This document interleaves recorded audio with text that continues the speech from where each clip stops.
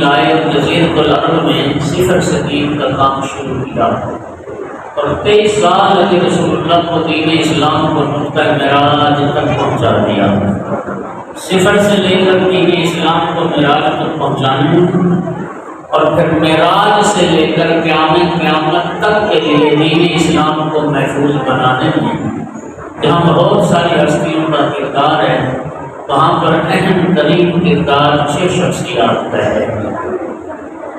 6 ہستیوں نے کردار ادا کیا۔ آغاز اسلام کی بات کر رہا ہوں۔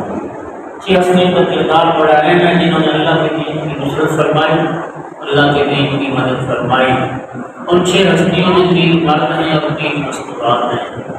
ایک مرد اور مستور نے مکہ میں اللہ کے دین کی نصرت فرمائی، ایک مرد اور مستور نے مدینہ میں اللہ کے دین کی نصرت فرمائی، ایک مرد اور مستور نے کربلا میں اللہ کے دین کی نصرت فرمائی۔ جس مرد نے مکہ میں اللہ کے دین کی نصرت فرمائی اسی کے بیٹے نے مدینہ میں اللہ کے دین کی نصرت فرمائی، اور جس ہستی نے مدینہ میں اللہ کے دین کی نصرت فرمائی تو اسی کے بیٹے نے کربلا میں اللہ کے دین کی نصرت فرمائی۔ جس ہستی نے، جس بیوی نے، جس معصومہ نے مکہ میں اللہ کے دین کی نصرت فرمائی اسی کی بیٹی نے مدینہ میں اللہ کے دین کی نصرت فرمائی، اور جس معصومہ نے مدینہ میں اللہ کے دین کی نصرت فرمائی تو اسی کی بیٹی نے کربلا میں اللہ کے دین کی نصرت فرمائی۔ مومنین کرام، ایک ہی خاندان ہے، ایک ہی سلسلہ نسب ہے، ایک ہی شجرہ طیبہ ہے۔ اس خاندان کا تعارف مولا علی علیہ السلام نے نہج البلاغہ میں ان لفظوں میں کروایا: اسرتہ خیر الاسر وشجرتہ خیر الشجر۔ پوری کائنات کے گھرانوں میں پاکیزہ ترین گھرانہ وہ رسول اللہ کا گھرانہ ہے، اور پاکیزہ ترین شجرہ نسب بھی وہ رسول اللہ کا شجرہ نسب ہے۔ دین پہنچایا بھی اسی گھرانے نے، دین پھیلایا بھی اسی گھرانے نے، دین بچایا بھی اسی گھرانے نے۔ ایک ہی خاندان ہے جس کا کردار ہے۔ سامعین گرامی، اللہ آپ کی دعا خیر دے۔ الحمدللہ ہر فرد متوجہ بیٹھا ہے۔ اللہ تعالیٰ نے ازل سے ہی دین اسلام کو ہی پسند کیا ہے۔ آدم علیہ السلام سے لے کر ہمارے نبی تک سارے انبیاء اسی دین اسلام کے مروج تھے، اسی دین اسلام کے مبلغ تھے۔ اچھا، جب ہمارے نبی تشریف لائے توجہ چاہیے، اور غدیر خون کے مقام پر ہمارے نبی کی زندگی کا آخری سال غدیر خون کے مقام پر جب اللہ کے حکم سے رسول اللہ نے مولا امیر المومنین علیہ السلام کی ولایت کا اعلان فرما دیا، اس کے بعد اللہ تعالیٰ نے اس آیت کو نازل کیا: الیوم اکملت لکم دینکم، آج میں نے دین کو مکمل کر دیا۔ توجہ ہو گیا؟ اچھا، سوال یہ ہے کہ جب دنیا میں لوگ تھوڑے تھے تو تسلسل سے نبی آ رہے تھے، یہاں تک کہ سوالات نبی آئے۔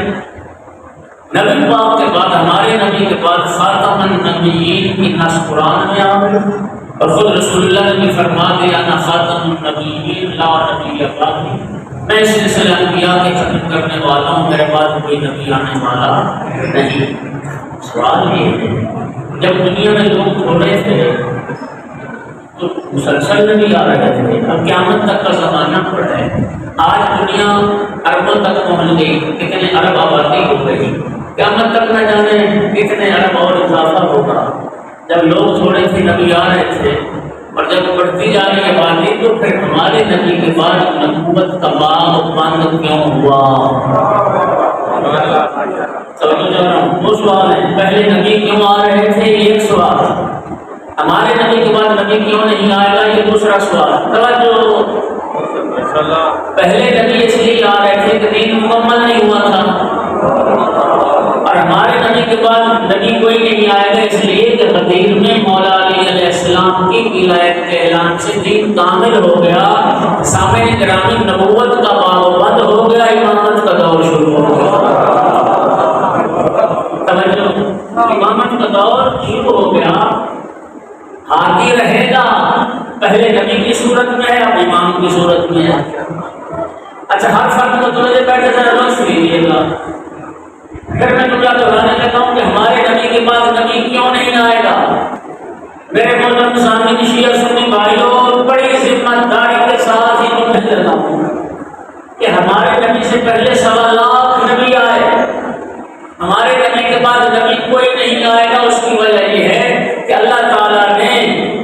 محمد مصطفیٰ صلی اللہ علیہ وآلہ وسلم کے بعد امت اسلامیہ کو ایک ایسا ہادی، ایک ایسا رہبر، ایک ایسا امام عطا کر دیا جو اکیلا 1.25 لاکھ انبیاء کے کمالات کا باعث ہے۔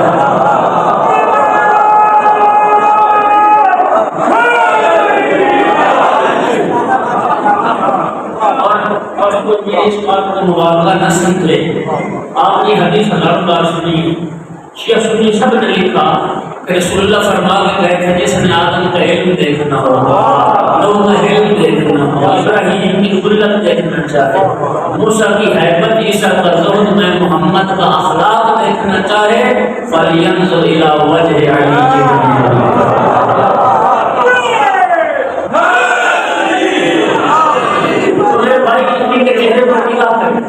میں سرکار کی اس حدیث کی روشنی میں یہ جملہ کہتا ہوں، یاد رکھیے یہ حدیث بتاتی ہے اگر انبیاء کو عالم کثرت میں دیکھنا چاہو تو 1.25 لاکھ نبی نظر آئیں گے، اور انبیاء کو عالم وحدت میں دیکھنا چاہو تو ایک علی نظر آئے گا۔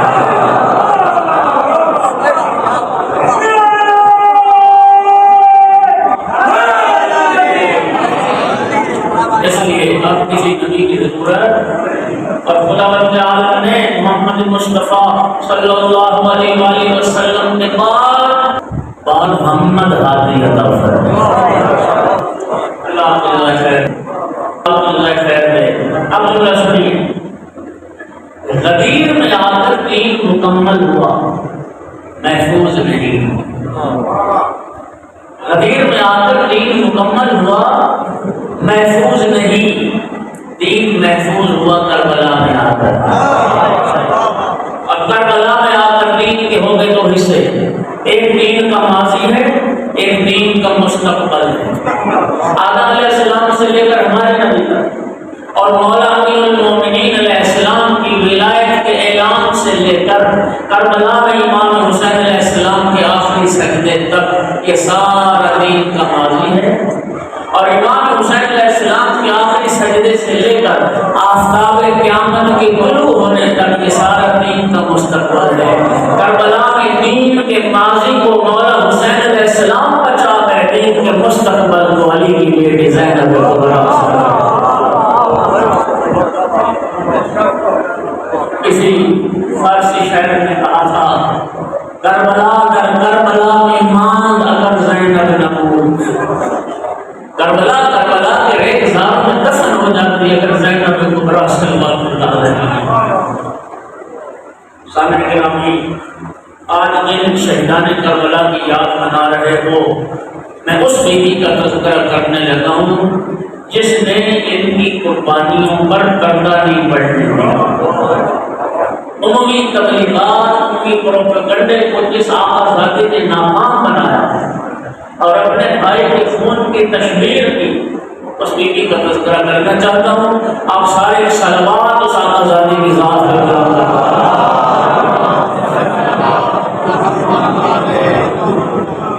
مومنین کرام، جس گھرانے میں میری آقا ذاتی نے آنکھ کھولی تھی، اس گھرانے میں 5 تنے باغ پہلے سے موجود تھے۔ لفظ ہے اس بات کا ورنن کرنا، یہ شرف اللہ نے کائنات میں ہماری اس آقا ذاتی کو عطا کیا کہ 5 معصومین نے اس بیوی کو پالا ہے۔ 5 معصومین کی آغوش عصمت اس آقا ذاتی کو نصیب ہوئی ہے۔ اور سامنے گرامی، میری آقا ذاتی کا ہر رشتہ سردار ہے، سردار۔ نانا سید الانبیاء، بابا سید الاوصیاء، ماں سیدۃ النساء، بھائی سیدہ شباب اہل الجنہ، اور 5 تن میں سے ہر تن ایک قرآن ناطق ہے۔ رسول اللہ قرآن ناطق، مولا امیر المومنین قرآن ناطق، جناب سیدہ قرآن ناطق، جناب حسنین کریمین قرآن ناطق۔ پھر مجھے کہنے دیجیے زینب کبریٰ صلوات اللہ علیہا وہ حدیث ہے جس کی پرورش قرآن کی آغوش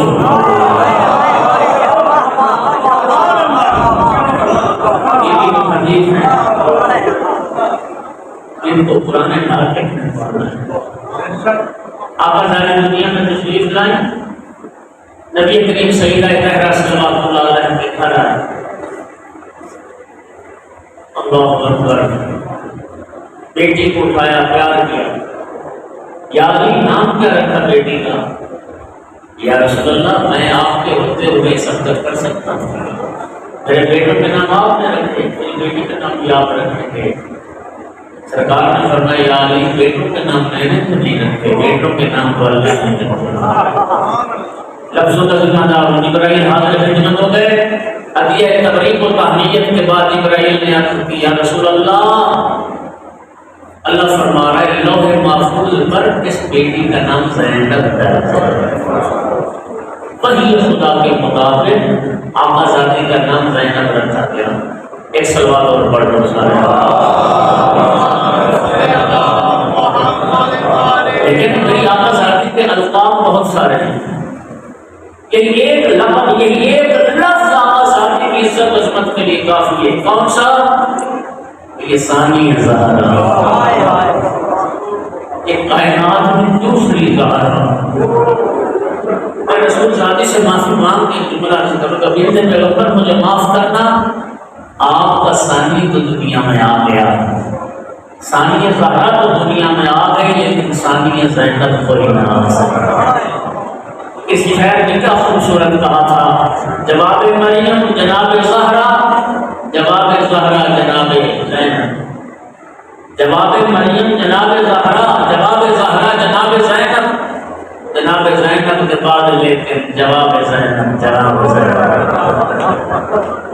جواب زینب جناب زینب، کائنات میں کوئی دوسری زینب۔ سامنے گرامی اللہ کو روایت ہے کہ آل محمد کے گھرانے میں 3 بیٹیاں اتنی عزت و عظمت والی ہیں کہ جن تینوں کے معصوم باپ بیٹی سے کہتے تھے میں تجھ پر قربان ہو جاؤں۔ پہلی بیٹی رسول اللہ صلی اللہ علیہ وسلم، نبی کریم اپنی لخت جگر کو دیکھ کے فرماتے تھے فدا ابوک یا فاطمہ، نبی کریم اپنی لخت جگر سے فرماتے تھے فاطمہ بیٹی تجھ پر تیرا باپ قربان، فاطمہ بیٹی تجھ پر تیرا باپ فدا ہوگا۔ دوسری بیٹی آل محمد کے گھرانے میں جناب زینب کبریٰ صلوات اللہ علیہا ہے، امیر المومنین کیسی ہستی اپنی اس بیٹی کو خطاب کر کے فرماتے تھے فدا کے ابو کے یا زینب، زینب تجھ پر تیرا باپ قربان ہو جائے، زینب تجھ پر تیرا باپ فدا ہو جائے۔ اور تیسری بیٹی آل محمد کے گھرانے میں وہ جناب فاطمہ معصومہ الکبریٰ ہے، جناب معصومہ الکبریٰ صلوات اللہ علیہ کی عظمت یہ ہے کہ امام موسیٰ کاظم علیہ السلام نے اپنی اس بیٹی کے لیے فرمایا فدا ابوہا، میں اپنی بیٹی معصومہ پر قربان ہوں۔ سامنے گرامی اس گھرانے کی عزت و عظمت ہے، اور میں عرض کروں کہ یہ وہ باعزت و عظمت بیٹی ہے جس کے القاب بہت سارے ہیں۔ اس بیٹی کا ایک لقب ہے عارفہ آل علی، عارفہ آل محمد، اور بیٹی کا مقام ہے معرفت، خدا کی تسبیح ایک جملہ بیٹی کو مقام ہے معرفت، کافی ہے ایک جملہ، یہ بیٹی کا مقام ہے معرفت۔ دیکھیے معرفت کی کس منزل پر فائز ہے میری آقا ذاتی، 11 محرم کو لفظوں کا ذمہ دار، 11 محرم کو جب کربلا سے قافلہ چلنے لگا نا کوفہ کی طرف، اور آل محمد کا لٹا ہوا قافلہ جب شہداء کی لاشوں سے ودا کر رہا تھا، خدا کی قسم روایت کا ذمہ دار میری آقا ذاتی نے اس بھائی کی کچلے ہوئے لاشیں کو ہاتھوں پہ اٹھایا اور مارنا ایک جملہ کہا اللہم تقبل منا ھذا القلیل القربان، اے اللہ زینب کی یہ تھوڑی سی قربانی قبول کر،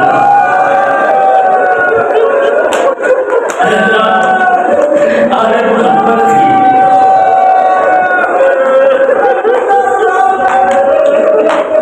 بھائی کی لاش کو ہاتھ پر بلند کر کے آج میں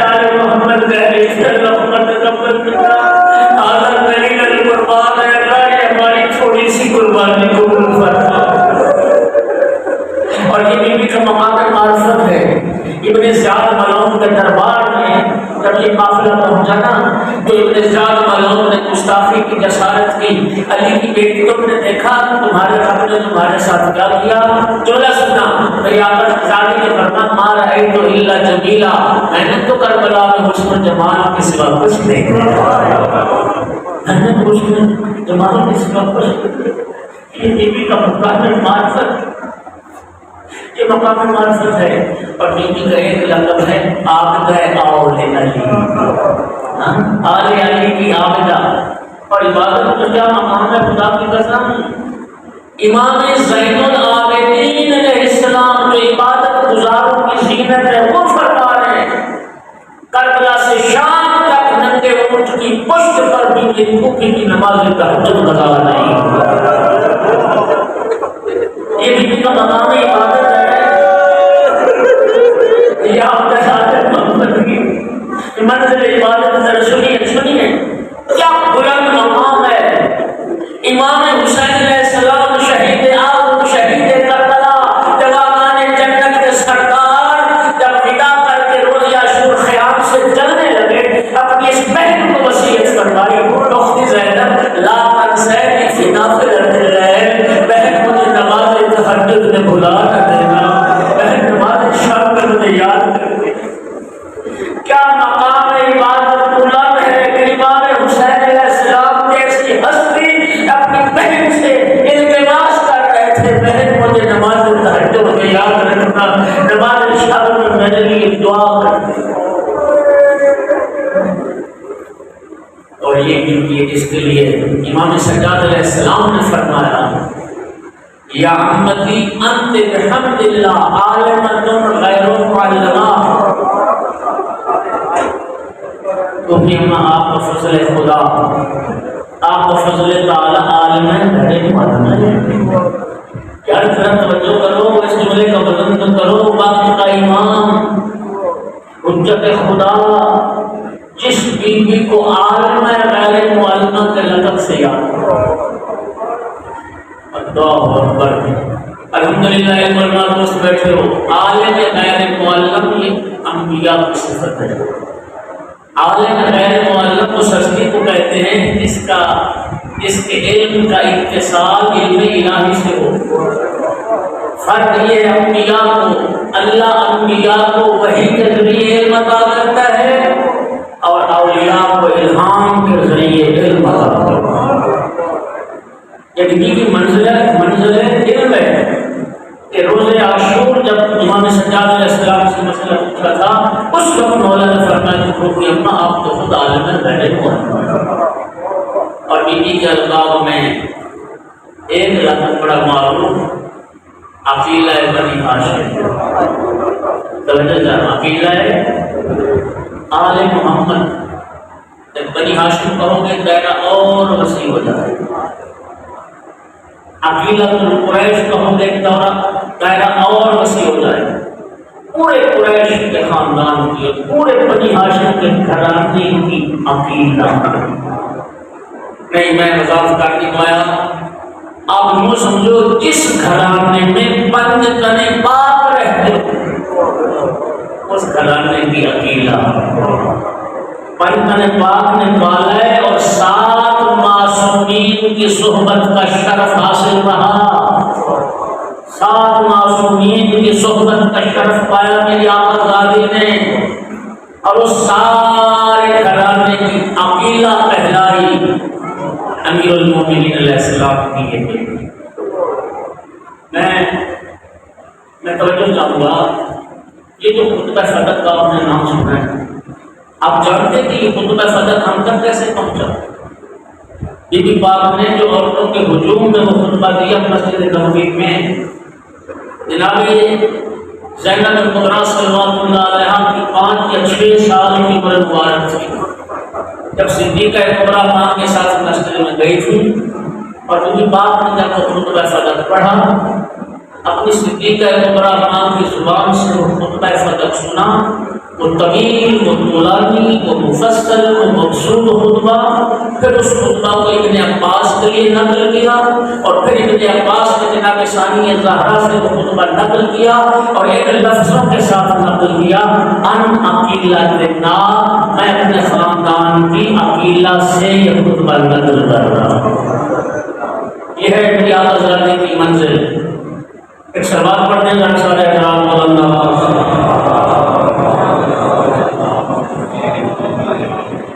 میری طرف سے عقیلہ بنی ہاشم کی بات کر رہا ہوں، اس گھرانے کی عقیلہ، اس گھرانے میں عقیل نام کے افراد بھی موجود ہیں۔ بات سنیے، بیوی کا لقب عقیلہ ہے، عاقلہ نہیں ہے، حالانکہ عاقلہ کی عقل مند مستور کو ہی کہتے ہیں، لیکن عقیلہ و عاقلہ میں بڑا فرق ہے۔ اس طرح مولا امیر المومنین علیہ السلام کا نام مبارک علی ہے، علی نہیں ہے، حالانکہ علی کا معنی بھی بلند ہے، علی کا معنی بھی بلند ہے۔ علی اس میں فاعل ہے، علی صفت مشبہ ہے۔ اچھا، جس طرح مولا امیر المومنین کا لقب نصیر ہے، ناصر نہیں ہے۔ نصیر ہے نا لقب، مددگار، یہ ہماری اردو چھوٹی سی زبان ہے، نصیر کا معنی بھی مددگار کرتے اور ناصر کا معنی بھی مددگار کرتے ہیں۔ یہ نصیر مولا علیہ السلام کا لقب ہے۔ اللہ تعالیٰ اپنے محبوب کو حکم دے رہا ہے وَجَعَلْنِي مِن لَّدُنكَ سُلْطَانًا نَصِيرًا، اور یہ دعا کی رسول اللہ نے، اے اللہ اپنی بارگاہ سے مجھے نصیر عطا فرما۔ اچھا، بعض لوگ آج اس چکر میں بڑے یار مدد کرنا جائز ہے یا نہیں؟ تو مدد کی بات کرتے ہو، رسول اللہ نے خدا سے مددگار ہی مانگ لیا۔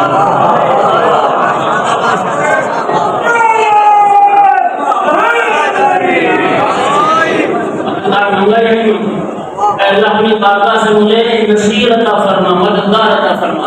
اچھا، اسی طرح اللہ تعالیٰ کے صفاتی نام ہیں، ان اللہ علی کل شیء قدیر، ان اللہ بکل شیء علیم، اللہ قادر نہیں قدیر ہے، اللہ عالم نہیں علیم ہے۔ فرق کیا ہے؟ عالم اور علیم میں، قادر اور قدیر میں، عالی اور علیم میں، ناصر اور نصیر میں فرق کیا ہے؟ سامنے کی رمی رسمی قادر اسے کہتے ہیں۔ بچہ جب پیدا ہوا کمزور تھا یا قادر تھا؟ عاجز تھا۔ جوانی میں آگے قدرت ہے، بڑھاپے کا پہنچا، ساتھ بال اٹھ بھی نہیں سکتا، چل بھی نہیں سکتا، اس کو قدرت پھر ختم ہو گئی۔ سنو، خلاصہ کر رہا ہوں، صرف نامی بحث کا دہرانے کا فائدہ نہیں، وقت نہیں۔ قادر اسے کہتے ہیں کبھی قدرت ہو اور کبھی قدرت نہ ہو۔ قدیر اسے کہتے ہیں جو ہر حال میں صاحب قدرت ہو۔ ایک جملہ سنتے ہیں، عالم اسے کہتے ہیں کبھی علم ہو کبھی علم نہ ہو۔ بچہ پیدا ہوا جائے تھا، علم حاصل کیا، عالم ہو گیا، بڑھاپے میں پہنچا، نسیان تاریخ کا سارا کچھ پھر بھول گیا۔ عالم اسے کہتے ہیں کبھی علم ہو کبھی علم نہ ہو۔ علیم اسے کہتے ہیں جو ازل سے ابد تک صاحب علم ہو۔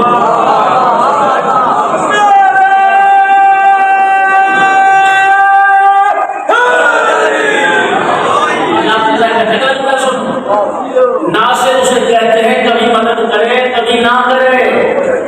نصیر اسے کہتے ہیں جو ہر حال میں مددگار ہو۔ عالی اسے کہتے ہیں کبھی بلند ہو اور کبھی پست ہو۔ علی اس کو کہتے ہیں جو ہر حال میں بلند ہو۔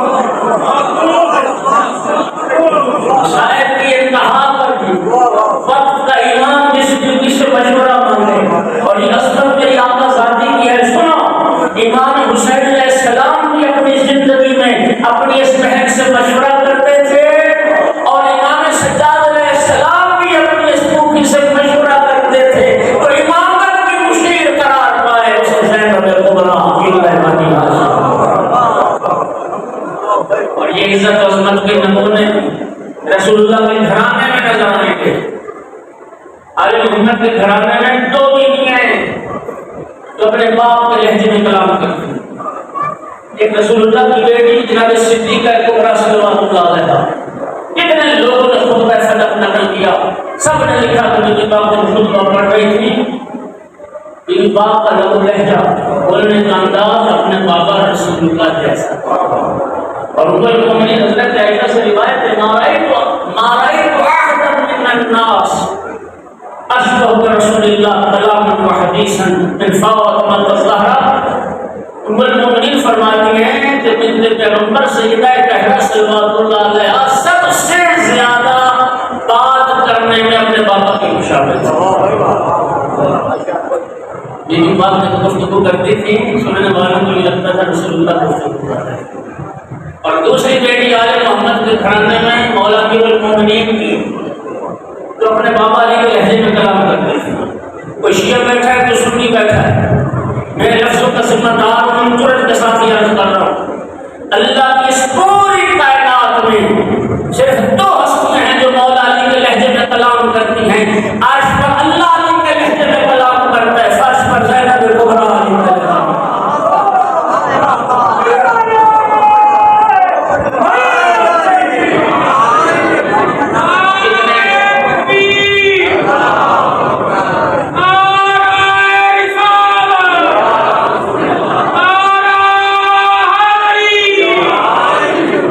اتنے لوگوں نے اسے معراج کو نقل کیا۔ اہل سنت علماء نے لکھا، عبداللہ ابن عمر سے روایت ہے، رسول اللہ فرماتے ہیں جب میں شب معراج عرش پر پہنچا اور اللہ سے جب گفتگو شروع ہوئی تو لہجہ میرے بھائی علی کا تھا۔ نبی کریم کو سوال کرنا پڑا، یا رب انت ام علی، میرا رب تو ہے میرا بھائی تو ہے یا میرا بھائی علی ہے؟ ارشاد ہوا محبوب میں تیرا رب ہوں۔ میں نے ساری کائنات پر نگاہ دوڑائی، میں نے دیکھا کہ واحد علی ابن ابی طالب علیہ السلام ایک ایسی ہستی ہے جس کا لہجہ میرے محبوب کو محبوب ہے۔ محبوب میں نے تیری محبت کی خاطر میرے بھائی علی کا لہجہ اختیار کیا۔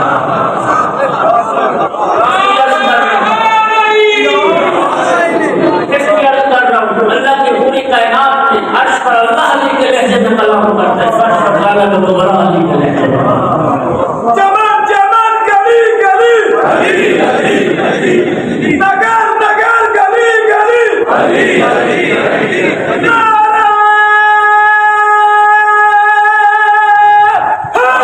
حیدری۔ اور یہ عزت عظمت کے نمونے میں رسول اللہ کے گھرانے میں نظر آئے۔ اللہ نے اپنے محبوب کو ایسے ہی باعزت اور عظمت بیٹی عطا فرمائی۔ امام بخاری نے لکھا، امام مسلم نے لکھا اپنی صحیح میں، کلما جاءت فاطمۃ علی ابیہا فقام الیہا رسول اللہ۔ جب بھی پاک صلوات اللہ علیہ تشریف لاتی تھیں رسول اللہ بیٹے کی تعظیم کے لیے کھڑے ہو جاتے تھے۔ اور اللہ نے امام حسین علیہ السلام کو ایسی باعزت و عظمت بہن عطا فرمائی۔ جب بھی میری آقا زادی زینب صلوات اللہ علیہ تشریف لاتی تھیں امام حسین علیہ السلام بیٹوں کی تعظیم کے لیے کھڑے ہو جاتے تھے۔ محدث جزائری کہتے ہیں جب بھی نماز کا وقت ہوتا تھا میری آقا زادی پہلے آپ کے بھائی کے چہرے کی زیارت کرتے تھے، پھر مصلی عبادت کرتے تھے۔ عزاداروں کائنات میں ہر بہن کو بھائی سے محبت ہوتی ہے، لیکن خدا بغائے اتنی محبت میری آقا زادی کو بھائی حسین سے تھی، اس محبت کی کائنات میں دوسری مثال نہیں ملتی۔ یہی وجہ تھی کہ جب مولا امیر المؤمنین نے اپنی لفظ جگر کا عقد پڑھا جناب عبداللہ ابن جعفر طیار کے ساتھ، اس نکاح میں مولا علی علیہ السلام نے دو شرطیں رکھی۔ پہلی شرط یہ تھی، عبداللہ میری بیٹی زینب کو ہر روز بھائی حسین سے ملنے کی اجازت ہے۔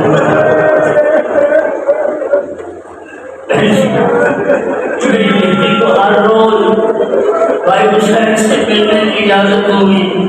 اور دوسری شرط یہ ہے کہ عبداللہ جب میرا بیٹا حسین سفر میں جائے گا میری زینب بھی ساتھ رہے گا۔ اجرکم علی اللہ. جب ولادت ہوئی تھی نا میری آقا ذاتی کی، بس ختم کر رہا ہوں میں. نبی کریم نے جناب بلال سے فرمایا مدینے میں منادی کرو، لوگوں کو مسجد میں جمع کرو. منادی ہو گئی، سارے مسلمان صحابہ کرام مسجد میں جمع ہو گئے. رسول اللہ منبر پر جلوہ فروز ہوئے.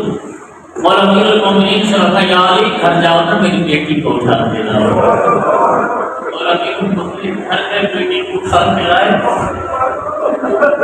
سامنے صحابہ کا مجمع، پیغمبر کے ہاتھوں پر بیٹی. خدا کی قسم لفظوں کا ذمہ دار صحابہ کے سامنے رسول اللہ نے سب سے پہلے بیٹی کے ننھے ننھے بازو پکڑ کر بیٹی کے بازو میں پھنسا، بیٹی کے سر پیشانی اور لال سرکار رونا شروع کیا. پھر رسول اللہ نے فرمایا میرے ساتھیوں صحابیوں، حاضر مسیح و خدیجہ، یہ میری بیٹی اپنی نانی خدیجہ کی مثل ہے. اس نے زینب کا حق ادا کر دیا، اس نے خدیجہ کا حق ادا کر دیا. اور فرمایا میرے ساتھیوں وہ مسلمانوں، میں تمہیں ایک وصیت کر کے جا رہا ہوں. میری وصیت کو بھلا نہ دینا، میری وصیت کو یاد رکھنا. اور جو مسلمان آج مسجد میں موجود نہیں، میری وصیت ان تک بھی پہنچانا. اور میری وصیت صرف اتنی ہے، میری زینب کا حیا کرنا.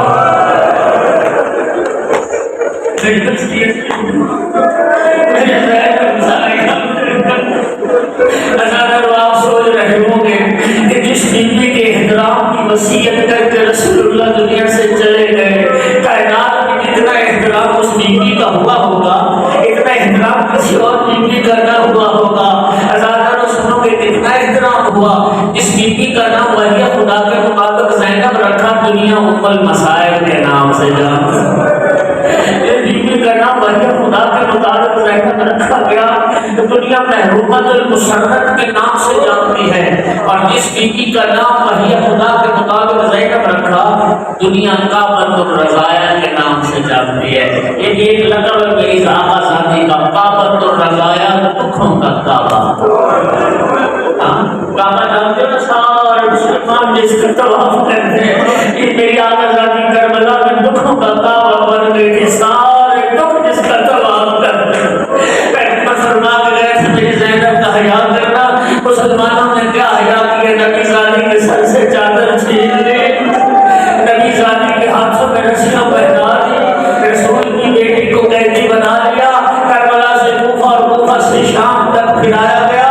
یہی وجہ جب بھی موقع ملتا تھا میری آقا زادی یہی کہتے تھے مسلمانوں حیا کرو، میں تمہارے رسول کی بیٹی. اجرکم علی اللہ. بس آخری جملہ، میرا بیان تمام ہو گیا. کسی پر اکتفا نہ کیا. کوفہ کے بعد شام، شام کا بازار، بازار سے پھر دربار. 700 کرسی ایان مملکت کی لگی ہوئی. یزید مولانا شراب پی رہا ہے، نشے میں مست بیٹھا ہے. اس وقت میری آقا زادی نے یزید کے دربار میں جو خطبہ پڑھا ہے، بس اس کا ایک جملہ سن لو اور میری آقا زادی کا درد ذرا سمجھو. یزید ملعون کو للکارا میری آقا زادی نے فرمایا من العدل یبن الطلقاء تخدیر ما حرائرہ نوائبا وصوبوں کا بنات رسول اللہ سبایا. وہ ہمارے آزاد کردہ لوگوں کی اولاد، بتا کیا تیرا یہی عدل ہے؟ تیری کنیزیں پردے میں بیٹھے، رسول کی بیٹیاں کندھے سے درباروں بازار میں، تو نے اپنی کنیزوں کو بھی پردے میں بٹھا رکھا اور نبی کی بیٹیاں پر رہنا سر درباروں بازار میں. میرا اکبر مارا گیا، میرا عباس مارا گیا. الا لعنۃ اللہ علی القوم الظالمین وسيعلم الذين ظلموا أي منقلب ينقلبون. ربنا تقبل منا إنك أنت السميع العليم.